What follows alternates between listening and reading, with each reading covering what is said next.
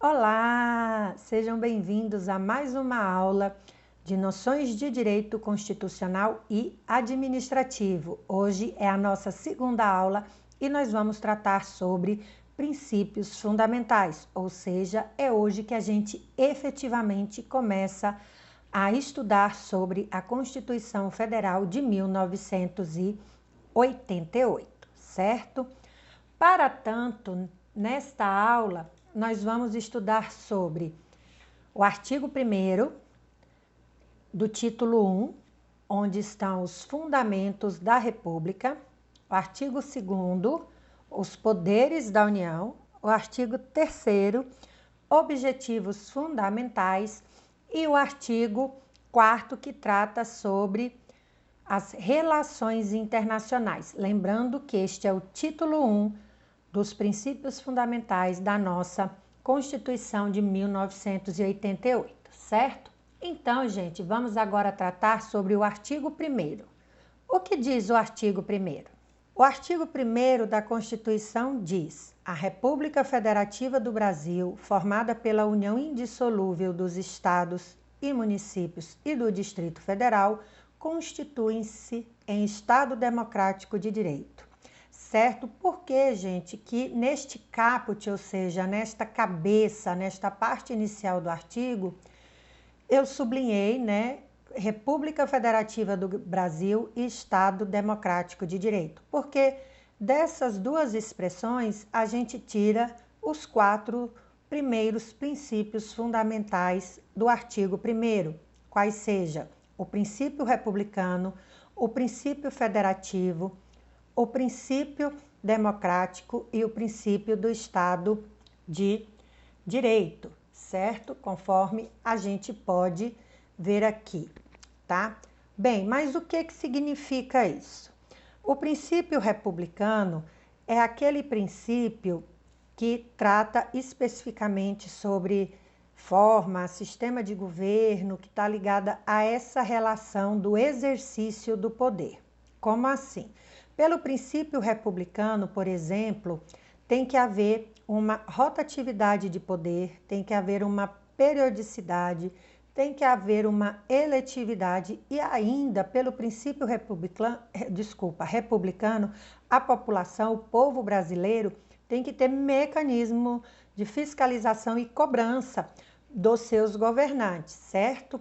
Então, por causa da rotatividade de poder, é que no Brasil as eleições ocorrem de 4 em 4 anos e você só pode ser candidato a uma eleição. O princípio da eletividade, ou seja, não é bem o princípio da eletividade, né? A questão da eletividade que está dentro do princípio republicano é que o povo vai eleger os seus representantes. E a parte de fiscalização e cobrança e mecanismos de cobrança é justamente o quê? Para que o povo possa fiscalizar se os seus representantes eleitos estão cumprindo o mandato para o qual eles foram eleitos. O segundo princípio que a gente viu aqui foi o princípio federativo. O que isso significa? O que é uma federação?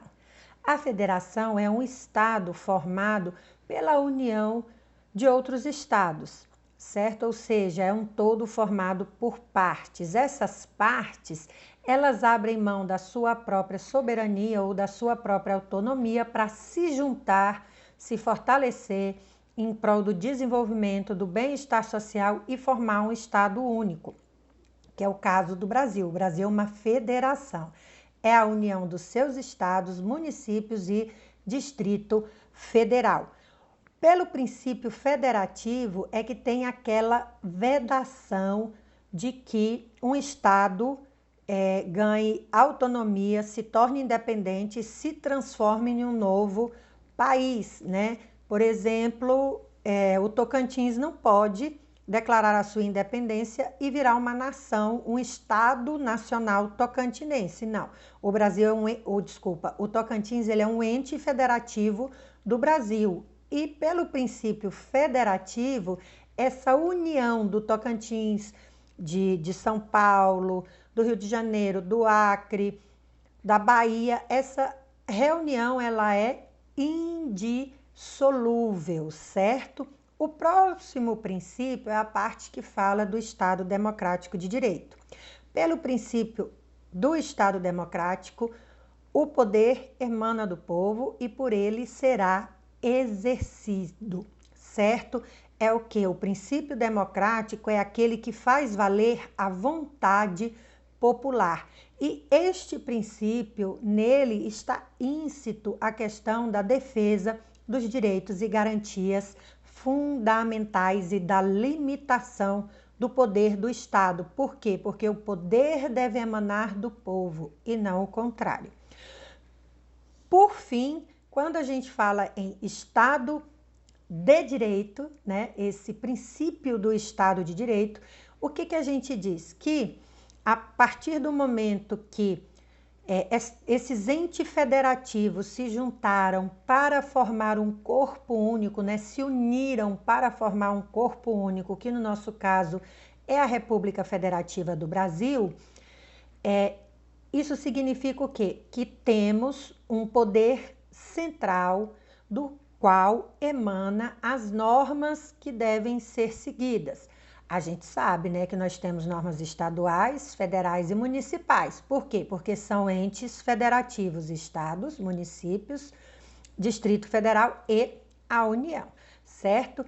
Então, deste poder central emanam as normas que devem ser seguidas conforme a própria Constituição Federal. Não é a Constituição Federal que trata da organização e estruturação do Estado? O de direito significa o quê? Significa que tanto o Estado, tanto os entes estatais, como os cidadãos, sejam cidadãos brasileiros ou de outras nacionalidades que estão aqui no território nacional, devem seguir as normas brasileiras, que ninguém se escusa do cumprimento da lei, certo? Então, a questão do de direito, embora ela se reflita tanto no poder do Estado, né, em quem está exercendo esse poder pelo Estado, como também para o povo, mas ele tem essa ideia de limitação do poder. Por quê? Porque o Estado, ele não pode, não bem o Estado, né, o representante do Estado, ele não pode exercer o poder arbitrariamente ou com abuso. Ele está o quê? Limitado à lei.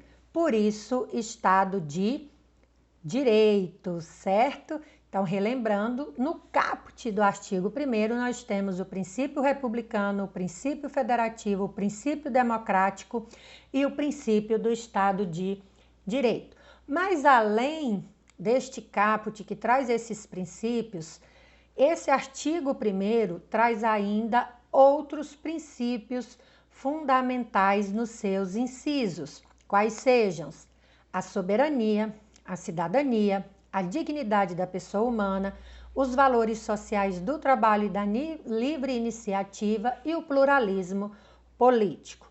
O foco da aula de hoje é a dignidade da pessoa humana.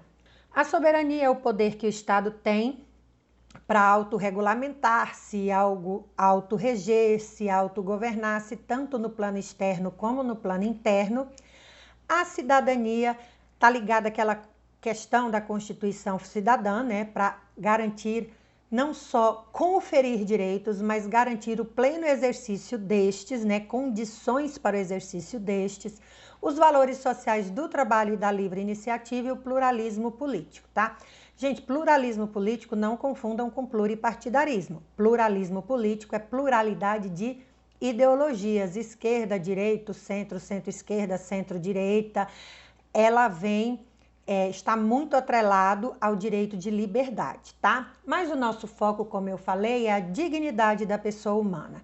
E o que é a dignidade da pessoa humana? É um complexo de direitos e deveres fundamentais que assegurem a pessoa tanto contra e qualquer ato de cunho degradante e desumano, como venham a lhe garantir as condições existenciais mínimas para uma vida saudável, além de propiciar e promover sua participação ativa e corresponsável nos destinos da própria existência e da vida em comunhão com os demais seres humanos.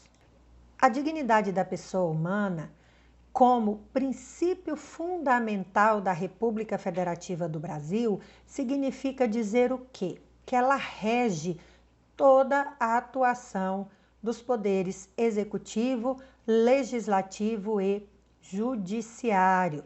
Por exemplo, a Constituição Federal, lá no artigo 6º, diz que a saúde é um direito social de todos. E depois ela reforça essa questão da saúde lá na ordem social, falando que é dever de todos e principalmente do Estado assegurar a saúde. Se o Estado não faz isso, ele viola a dignidade da pessoa humana. Como é um fundamento da República Federativa do Brasil, o Estado ele tem que reverter essa situação que violou o direito à saúde ou que não garantiu o direito à saúde.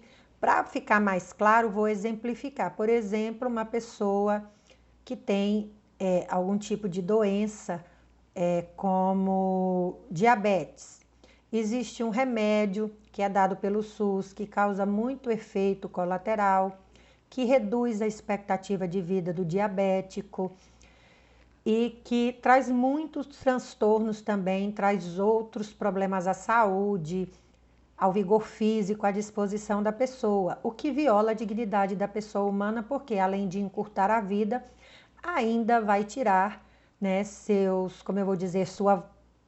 vigor para exercer seus direitos, tipo lazer, para poder trabalhar, para tudo, né, gente? Então, diante disso, as pessoas tendem a buscar o poder judiciário para que o Estado forneça o remédio com menos efeito colateral, o remédio que aumenta a expectativa de vida e que faz com que a pessoa com diabetes ela possa ter uma vida mais aproximadamente possível de uma pessoa que não tem, ou seja, resguardando a dignidade humana daquela pessoa. Normalmente o judiciário defere esse tipo de pedido porque para assegurar a dignidade da pessoa humana. A gente sabe que o ideal é que o Estado fornecesse essa medicação gratuita para todo mundo, independentemente de ordem judicial ou não, certo? Por quê? Justamente porque a dignidade da pessoa humana é um fundamento da República Federativa do Brasil, certo? Bem, além da dignidade da pessoa humana, agora a gente vai passar para o artigo 2º da Constituição, onde fala dos poderes da União. São poderes da União independentes e harmônicos entre si, o Legislativo, o Executivo e o Judiciário. Por que independentes e harmônicos entre si? Independente significa que nenhum poder vai intervir na esfera de atuação do outro, salvo, é claro, os permissivos constitucionais. Então, a Constituição, ela traz detalhadamente o poder do Executivo, do Legislativo e do Judiciário, e esse poder tem que ser seguido pelos agentes públicos. Um não pode interferir na atuação do outro. Harmônico por quê? Porque por mais que eles sejam independentes entre si, isso não significa que eles possam trabalhar juntos por um bem maior, certo? Ou seja, é independência, não quer dizer que eles não vão se comunicar, que eles não vão interagir, que eles não vão articular para poder desempenhar as suas funções, certo? Então, por isso, independentes e harmônicos entre si. Lembrando que o Poder Executivo, ele exerce a gestão da coisa pública, né? Da res pública. E como que ele faz isso? Por meio da execução de leis. Por isso é que existe a medida provisória, porque o chefe do Executivo, seja o presidente da República, o governador ou o prefeito, ele só pode agir mediante lei, certo? O Legislativo é o órgão que cria, que renova, que revoga as leis, ou seja, atualiza o ordenamento jurídico, o corpo de leis, para que essas leis possam atender os anseios da sociedade, porque o poder pertence ao povo. Então, se as relações sociais se transformaram, a legislação precisa acompanhar essas transformações. O judiciário, por sua vez, resolve conflitos de interesse, certo? Aplicando a lei ao caso concreto. Se houver algum descumprimento da lei e da ordem, seja por um órgão público, por uma pessoa jurídica de direito privado, uma empresa privada, por exemplo, seja por uma pessoa natural, né? Eu, vocês, quem descumpre a lei de alguma forma, certo, gera um conflito, e esse conflito vai parar para o judiciário, e quem vai resolver é o Poder Judiciário, certo? Então, no artigo 2º, trata da divisão de poderes, comungando a independência e a harmonia.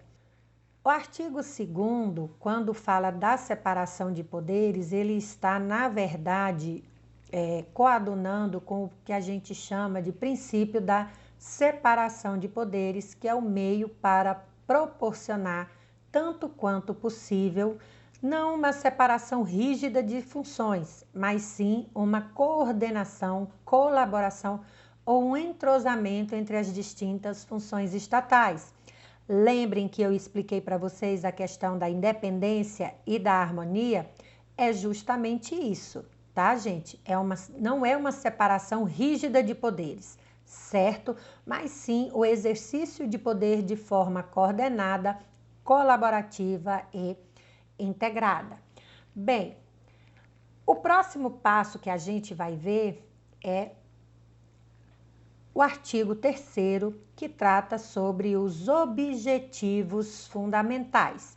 E ao tratar sobre os objetivos fundamentais, o que a Constituição traz? Ou seja, objetivos, os fins que a República Federativa do Brasil quer alcançar.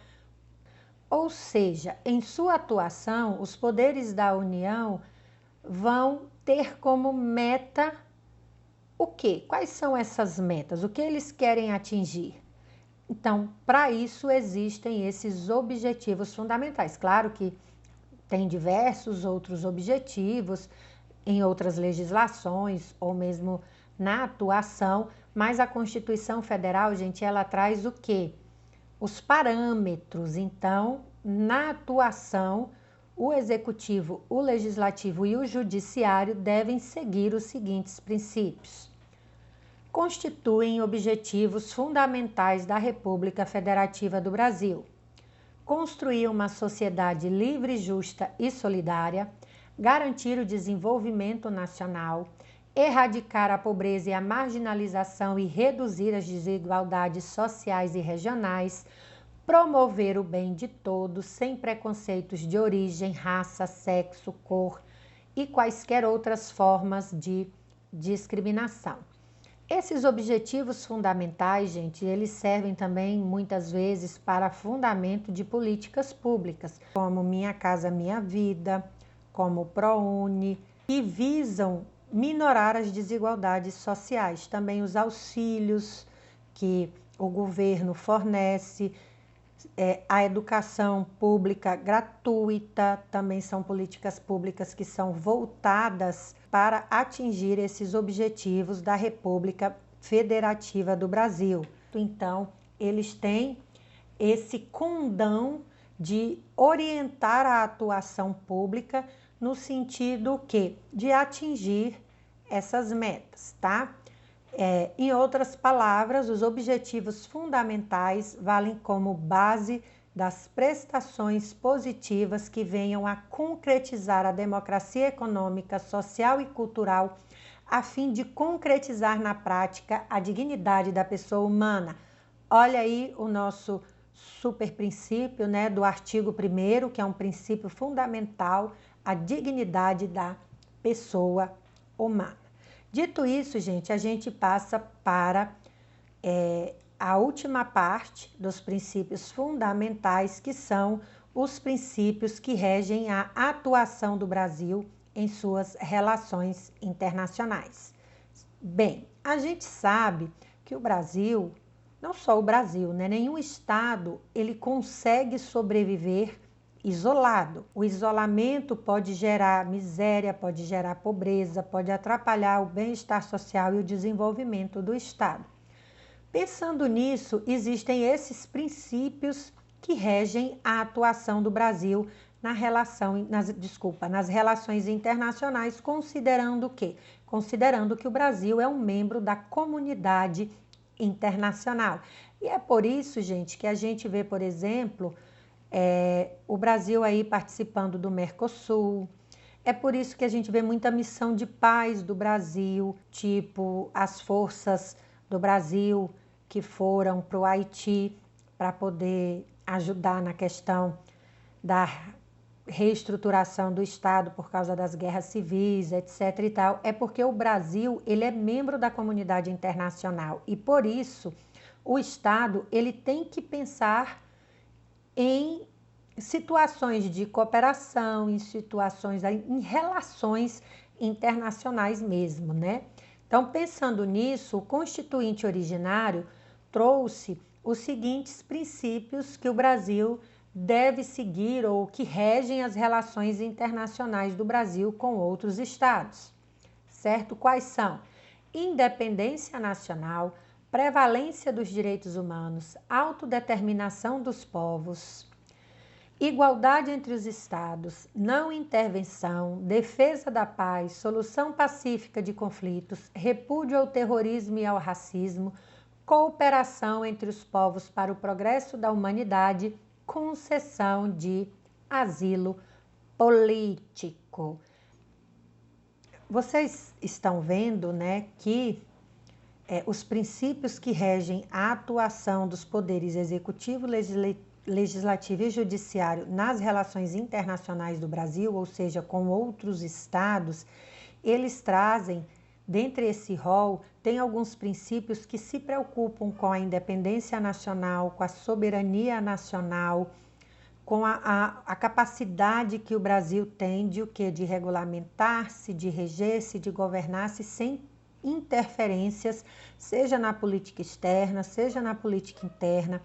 Outros princípios também ligados à questão dos direitos humanos, da preservação da paz, porque justamente porque o Brasil tem como princípio fundamental a dignidade da pessoa humana e ele se comprometeu até na ordem internacional à prevalência dos direitos humanos. Outra questão também é a cooperação internacional, porque sozinho ninguém vai para lugar nenhum. É o caso do Mercosul, né, que é uma união dos estados do Atlântico Sul para o desenvolvimento, né, para trocas, para que todos eles possam alcançar o bem-estar social e o desenvolvimento econômico de que precisam, né? Ou seja, esses princípios nas relações internacionais, eles representam um marco normativo que assume também a condição de diretriz da política externa brasileira. Bem, alunos e alunas, por hoje é só, tá? Não esqueçam de acessar a rota de aprendizagem, ler os textos, assistir os vídeos complementares, tem exercício também. Qualquer dúvida, participar do fórum. E na próxima aula, nós vamos começar a estudar os direitos e garantias fundamentais, que é o título 2 da Constituição Federal, que começa no artigo 5º com os direitos e deveres individuais e coletivos. Para fechar essa aula, aqui estão as nossas referências da aula de hoje. Bons estudos, até a próxima!